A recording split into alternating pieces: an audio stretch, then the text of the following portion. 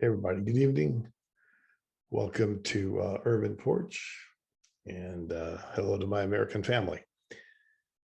So this is my second attempt at doing a little podcast. And what's funny is I was thinking to myself, oh golly, what am I going to talk about next week? And then I thought, no, I'll figure out something, right? Then after a week of what I'm sure we've all experienced, it's not a matter of what to talk about, it's what not to talk about. And I think, again, that gets back to the theme sort of urban porch and why I think it's so important. It's because it's the same noise all the time. And just how tiring it gets and how annoying it gets. Because at the end of the day, nothing is about the American people. It's all about politics. It's all about foreign governments. It's all about, them in Washington. And again, I'm not anti-government. I'm not anti-Biden. I'm not anti, who's ever the president's the president, who's ever in the government's the government. But regardless of who they are, who elected them, or the goal should be the same, right? Drive our organization, drive our company, drive our business, drive our country, drive our society in a positive manner forward for all. And wow, we are just terrible at that. So, again, it's not about what not to talk about, about what, there's so much to talk about. It's what not to talk about. So I thought I'd start out with what I think is probably one of the most obvious challenges of the week. And that was Memorial Day. And there's a couple of things about Memorial Day that bothered me. One was, on my street, there was about 4 or 5 flags. And it makes me ask myself a few questions. One, is this just where I live? Is it the social mix? Is it the amount of immigrants? Is it, the age? What might it be? Why aren't there more flags? Why aren't there people out there honoring 1.2 million military deaths? And these aren't people that died in a hospital, right? These are people that died on a battlefield. These are people that were young and had their whole lives ahead of them, and they didn't die quietly. They died in fear. They died in anguish. They died horrific deaths. But all we needed to do was spend a little bit of time, put up a flag to say, hey, we remember. Hey, thank you. But then Kamala Harris makes it obvious and very clear that a long weekend, is what it's about. Not, take time and celebrate with your family, take time and think, take time and reflect, take time and have gratitude. And not sure if that was planned or just ignorance or just a misstep. So regardless of whatever it is, as a second in command, you think she'd pay a little bit more attention. So again, there's the government thinking about itself, its own agenda, what it needs to do, what it wants, not what the American people want. So, like I said, plenty not to talk about. Well, that was one thing to talk about. The other thing, sort of segueing, on Memorial Day, I was at the park with my dog throwing the ball. And a couple of these young gentlemen that are on their Mormon mission, saw me throwing the ball, and they came by and we chatted for a little while, about a half hour. And, 2 very nice young men, and they're out there with one purpose and one cause. And one of the things that they said that I'll just leave here and then we'll move on to another subject was this, 2 things we need to do, love God and love our neighbors.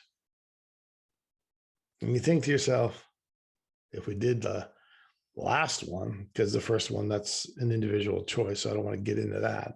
But if we respected, cared, loved our neighbors, all the issues that we talk about socially would go away. And I think that's a very interesting thing, very pertinent thing to all of us to reflect back on and think, are we being good citizens? Are we the type of neighbor we would want to be? So that then leads me to entitlement. So in the middle of the week, my wife surprised me with some tickets to go to Disneyland. Now, yeah, I look a little old, but I love Disney. And I mean, I don't walk around wearing mouse ears, but I enjoy Disney. I enjoy the wholesome family environment. I enjoy the positive experience. I enjoy how well and positioned, the community and the event is. I've been lucky enough to go there with my wife before we were married. And when we used to go, you could get in for $12 and you could go there and dance and eat food and walk around. You didn't have to ride the rides. This is when they used to sell tickets to the rides. And that's where the expression e-ticket ride comes from. So, you used to go to a ticket booth and pick up a ticket and you would get the e-ticket, and that would be for all the good rides, Matterhorn, Space Mountain, Pirates of the Caribbean, or whatever was there at the time. Now, obviously today it's very different, but the point I'm trying to make is it was a great experience. And why I'm there, and you can consider how many people are there. I would watch people and their behavior, just people watching, which we all do, right? And I watched this one, we're in line, right? And this one lady lifts up the rope and escorts her kids right between the lines. There's no excuse me, there's no pardon me, there's no whatever. They just lift up the rope, cut through the lines to get to the other side because they didn't want to walk around. And then there's another few, I don't know, a little bit later, same thing, right? And I'm thinking to myself, what's going on? Why did that lady just teach her children that it's okay to, break social norms just because you want to? And then I'm thinking to myself, so I'm driving and looking in cars and people on their cell phones, people that, rush to the front of the line, they speed up ahead of everybody so that they can change lanes and be at the light. And like I said, or on their cell phones, and they're not paying attention. They're going 30 miles an hour and everybody else is going, 40 or 50. And you think to yourself, why do these people think it's okay to just impose their will on the rest of the society? They're one, some of them are breaking the law. Two, it's not right. It's not what you do. It's not what you should do. And I think it gets back to these individuals that are entitled. Other thing is, people, I'm out walking my dog, as I just said, this is, I don't know, Thursday or Friday. And I'm walking my dog and there's this young couple coming down the street and they have a stroller with their kids. And I have an 80-pound pit bull, sweetheart, lovely dog, great animal, but scares people because of all those things you hear in the news. So I go to the other side of the street and I walk her over there so that they don't have to change sides, so they don't have to, move away. And they didn't as much as say thank you. They didn't pick up their heads and smile. They didn't tip their hat. They made absolutely no acknowledgement of, my awareness and my sensitivity to move my dog out of the way. And now I didn't have to. I was the one on the right side of the street. But simultaneously, it was the right thing to do in a caring, loving in society. And I thought to myself, was it they're not raised right? Did they not see it? So benefit of the doubt, you assume, they didn't see it. And then you just get on with your day. But I have to ask myself, when did we become so entitled as individuals that we forgot how to live as a society? And I'm going to go back to, probably late 80s, early 90s, when people started asking, what they can get, what's in it for them. You go back to John F. Kennedy, and he says what? Don't ask what the country can do for you, ask what you can do for the country. Well, that expression is gone right out the window. Today, it's, what can I get? Who can give it to me? And how much can I get? And to hell with you. If I can get more than you, I win. Again, I'm sure we all remember the pandemic, and I'm sure we all remember the toilet paper and the idiots that would get in front of the line and rush the front of the counter to get as much toilet paper as they can get and hoard it. So at the end of the day, it was, there's people that still are in our neighborhood. You see it in their garage, up in the rafters. They got, all this toilet paper that's just been sitting there because they're hoarded so much that they didn't need it. But yeah, instead of being, considerate of the whole community, they did what's in it for them. And I really go back to, I think that's been a shift in our society. That's been a change in our culture. That's been, something that, as I told you, my friend who works in the school district, the people, the way they come to school, their expectations of how to be treated, when we all started moving to our homes for schooling, the schools came out with computers, and the computers were for people that didn't have computers. But in our neighborhood, we're blessed to have, above middle income, and many people got in line to get a $300 computer because they wanted it, not because they needed it, because they wanted it. When there's other people that had none and needed at least one, maybe even two.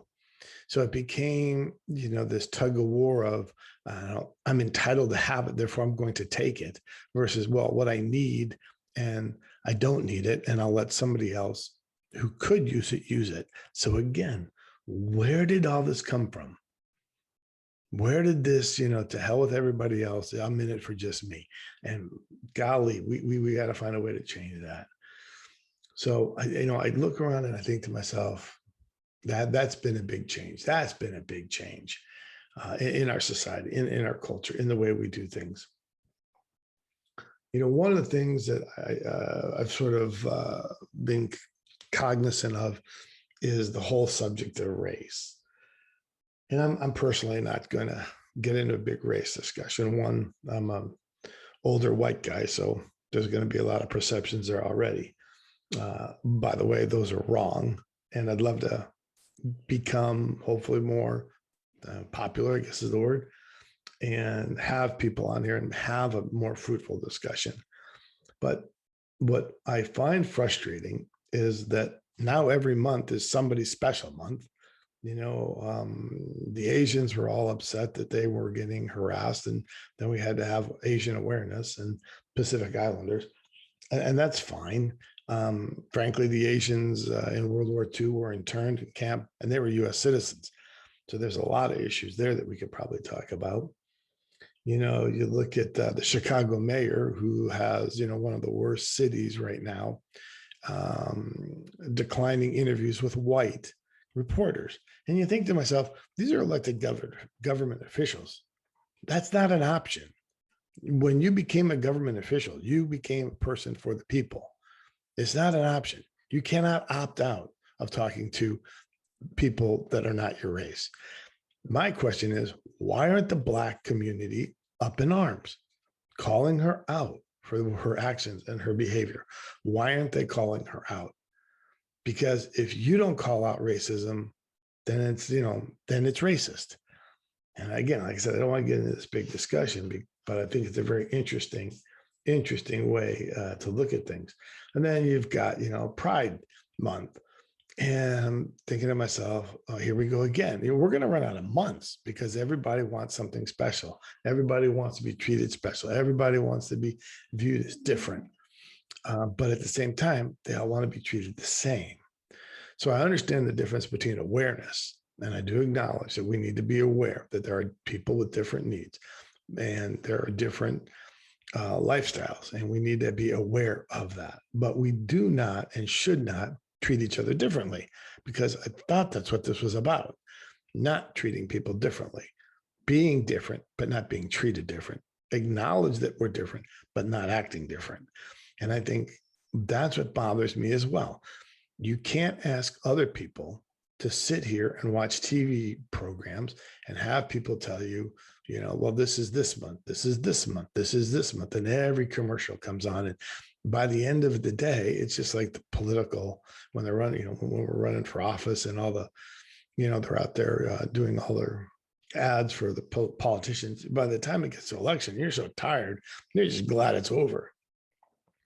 And it's sort of the same thing here. I just think that we work too hard at trying to be exclusive, that the opportunity to be inclusive doesn't exist. So, and I understand there's Black Music Awards, there's, Black stations, Black universities. I understand, those types of things. But simultaneously, I ask myself, are those racial because they're exclusive? I don't know. I know that I understand we need to help and lift the disadvantaged. And I don't know that it's always just one culture. So if we're talking about lifting the disadvantaged, then we should be talking about the economic lift of this disadvantaged group. Now, that might be a majority of Black people. That's fine. But if we don't, let's not look at the color of the skin. Let's look at the opportunity to help our fellow Americans have a better, more fruitful life, but safer life, more joyful life, happier life. And whatever race, creed, color, gender, age, whatever it is, have a better life. And that should be our goal. So I think those things are, to me, are again, just opportunities for discussion. The thing that I want to go into a little bit here is, you talk about our current government and you look at what they're talking about today, and you've got the G7s talking about 15% taxation on corporations. If a corporation is going to get taxed 15%, and again, this is just G7 right now, that's got to go out to G20, I think, for approval. But at the end of the day, do you know who gets the money? The government. Do you know who the worst people to give money is? The government. And if you're naive enough to think that these corporations are going to take a 15% tax hike and not impact our livelihoods, whether in the cost of goods and or reduction of workforce, then you're not paying attention to economics. And I guess the other question I ask myself is, most of us have probably been in corporations where we have been right-sized, where we have been acquired, where we had divisions closed, where we just lost business, where we had our 401ks cut, where we had our bonuses cut, where we had our pensions cut. I'm wondering, and I haven't heard of this yet, so if I'm wrong, someone let me know. Has the government done that yet? Has the government had any kind of layoffs or cutbacks or reduction of pay or reduction of their pensions? Or I'm confused. Has anybody done that yet there? No, they haven't. The government's getting larger and larger and larger. And there's a great expression out there, and I love it. And it says, the larger the government, the smaller the citizen. And I really agree with that. I believe government should be much more local, not so, not large federal, but more local government. Taxes should be more local. So we have a closer, watch on our money, and we have a closer influence on how it's spent. But here we have the government trying to find ways of getting more money. What I also think is interesting is, you hear a lot of people going out there talking about, student loans. That's a revenue stream for government. They're making more money on student debt than you would ever imagine. So, let's look that up. Somebody out there, look it up and let's talk about that. The other thing that's equally interesting and maybe not as well talked about is you have more and more people that cannot pay their annual taxes, income taxes. So they're having to take out a loan from the government. So they get in a payment plan with the government, which is great that the government has that, no doubt about it. But have you ever looked at the penalty and the interest expense combined? It makes credit cards look cheap.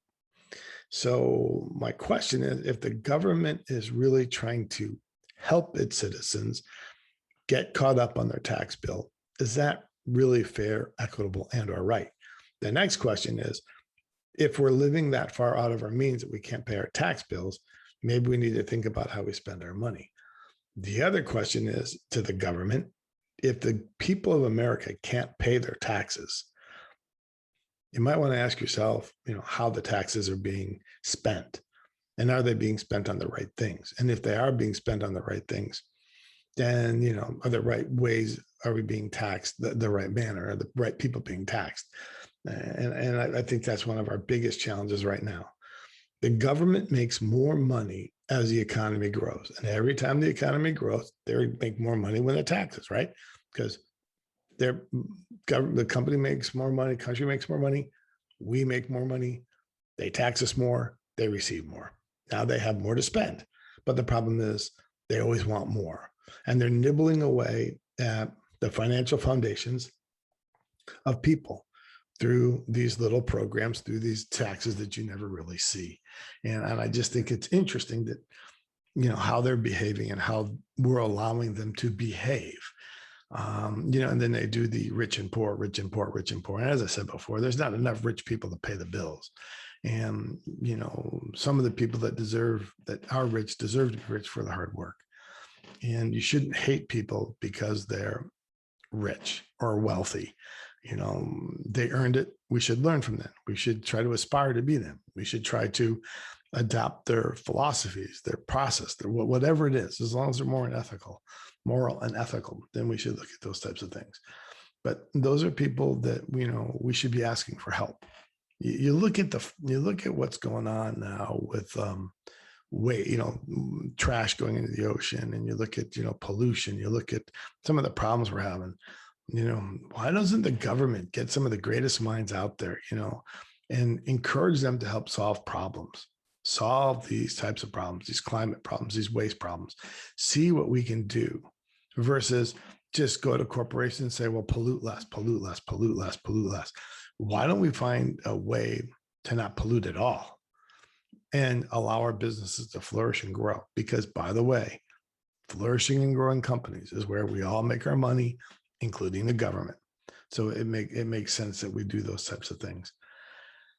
I just think that, when you consider that Biden, Pelosi, and many others have been in government for 40 years plus, these problems all occurred before they got here and why they're here now. And now they're leading our government, and they've been a part of the problem since the beginning. They have been in it for 40 years. And giving them more money isn't the solution. Taxing our corporations more isn't our solution. Holding wealthy people in our country responsible is not the solution. The solution is a responsible government, a fiscally prudent government, and a focused government. And they are anything but focused. They are so worried about themselves that they have forgotten what they're in the office to do.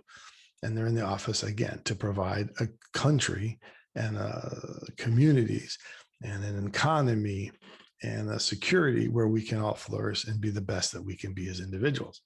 They're not doing that anymore. They're more worried about their agendas, their own pockets.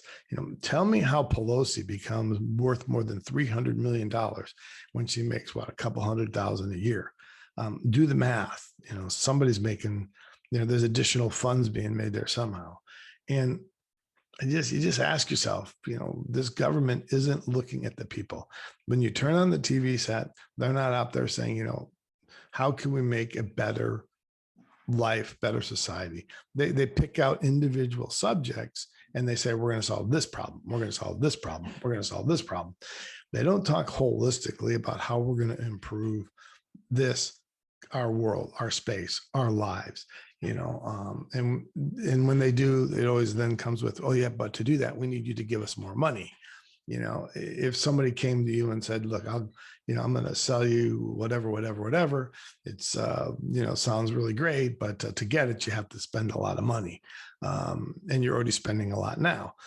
And their track record is less than stellar. How much confidence do you have in, this business deal? And that, it just frustrates me to think that the government's response to all of our questions and all of our needs is, well, we can fix that if you just give us more of your money.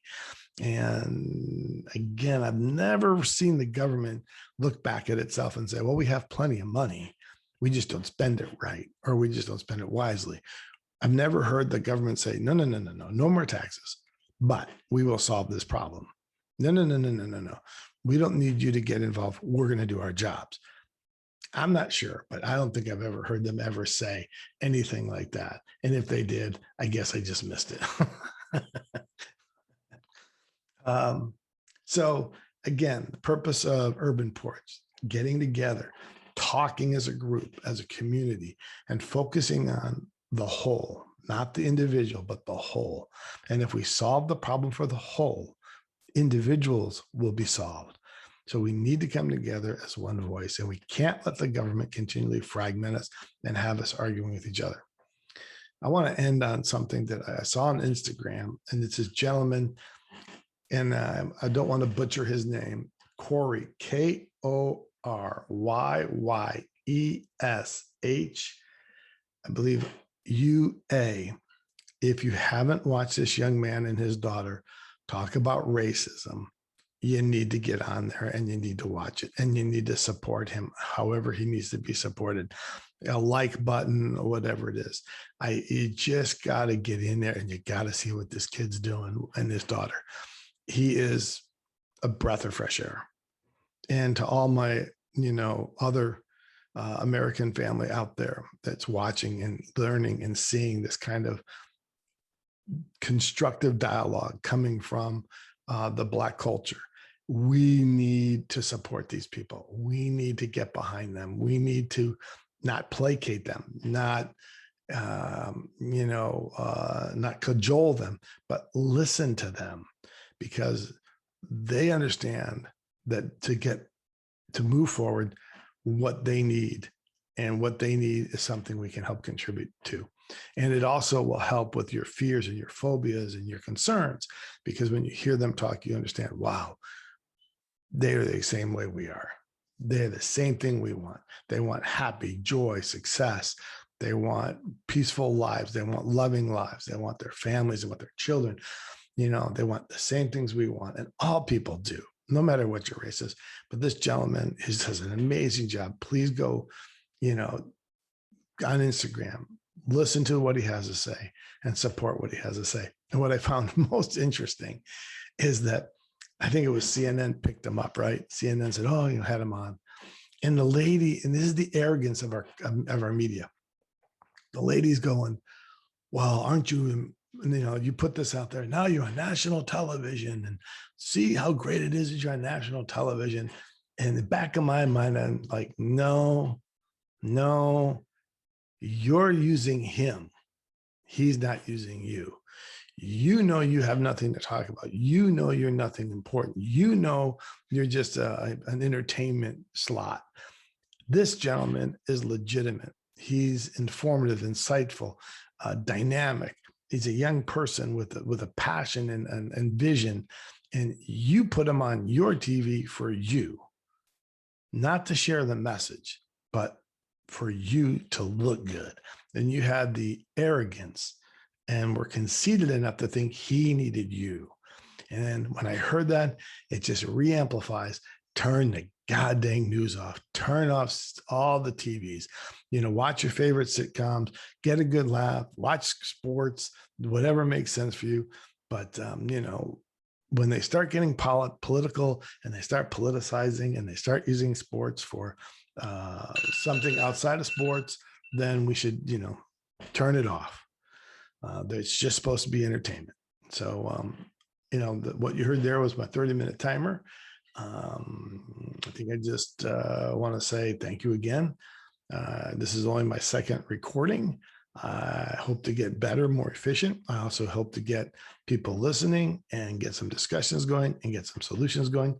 I also look forward to hearing about other urban porches around the country where they're sitting and talking to your friends, and you're bringing up problems of your community and your viewpoints on how we can improve our society and how we as an American family can come together. So until next Sunday night, I trust everyone have a great week. Be safe, be happy, love each other. And, we'll talk to you then. Thank you guys. Have a good night.